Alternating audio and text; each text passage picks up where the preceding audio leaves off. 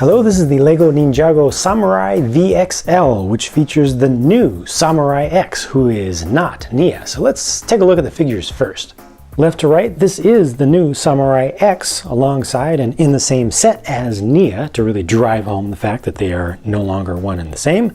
This is General Machia in humanoid form, and there's another form to show you on that.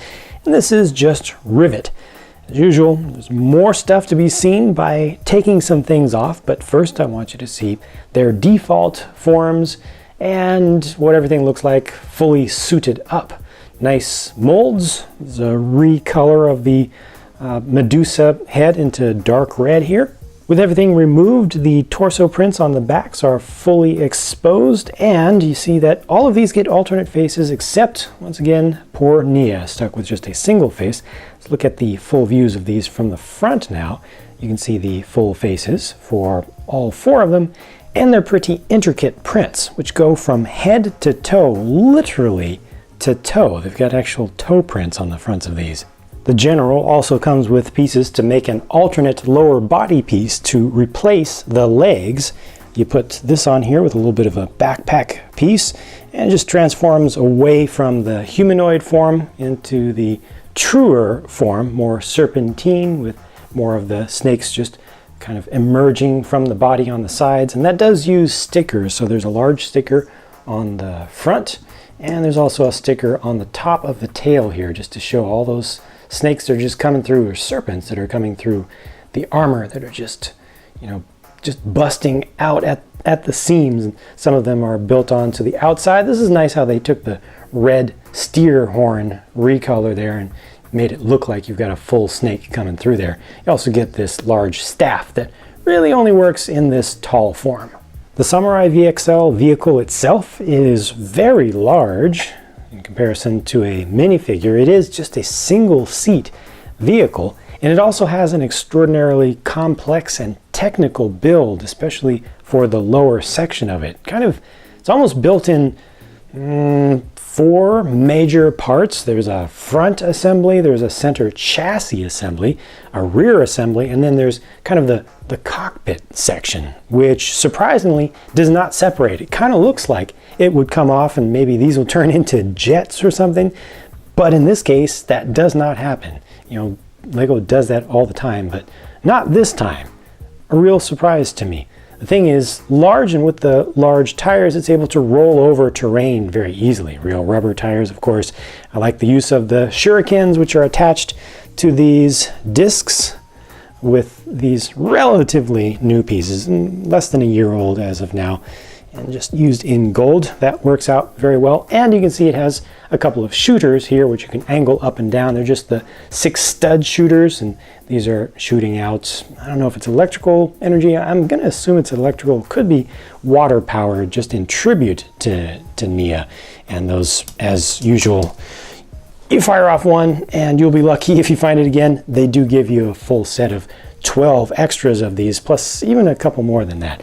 Not too many stickers used for this build. It's a proper LEGO build. Most of what you see is accomplished through the use of many specialized pieces. The whole deal with the top part looking separate is this. You twist it, you lean it from side to side, and the whole thing steers, 4-wheel steering. However, it doesn't really let you get a very tight turning radius where you can go. So it's not a very effective steering system, but it is there, and it kind of relies on some slightly dubious techniques. One of the major things that it relies on back here is the very small gap between 2 plates side by side and 2 whole assemblies side by side.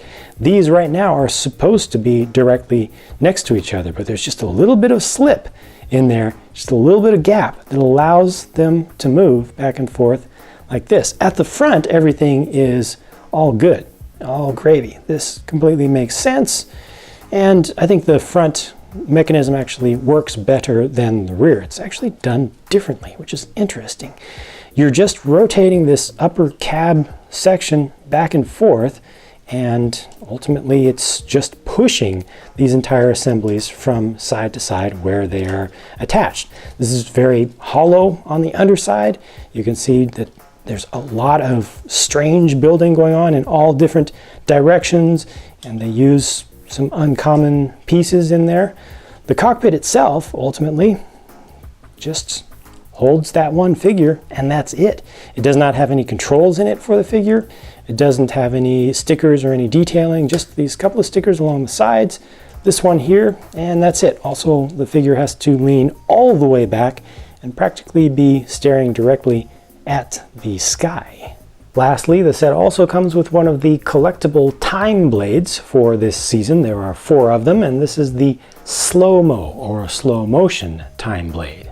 So to me, the strong points of this set are definitely the minifigures. It's great to get the Samurai X figure. I think that a lot of folks will just like to have that in their collection long term. And I also appreciate what they did with the general figure and being able to power up and change the form. Unfortunately, the main thing I paid for here, the vehicle, is what I like least about the set. And I mean the whole vehicle. It looks kind of cool from some angles with the way they've done the wheels and just kind of the sleekness of this center section here. These look kind of good, but I want to have a window towards the front, and I feel like there's just so much building that went into this for so little return, so little you actually get out of it. So much of the build went into just being able to do that, and it's such a small thing. I think if they had just done it with the front wheels alone and made it so that they could turn further, that would have been better. Or if they just made the whole thing smaller and didn't have the great complexity involved in that mechanism, I think it would have been just fine. Much cheaper too. So those are my thoughts on the Samurai VXL. Be sure to share what you think about it with myself and the other viewers by leaving a comment down below. Nowadays, YouTube doesn't always tell you if a new video comes up on a channel that you've subscribed to, so if you want to see more of my content, be sure to check back on a regular basis because videos are coming out all the time. Thanks for watching, and I'll talk to you again soon.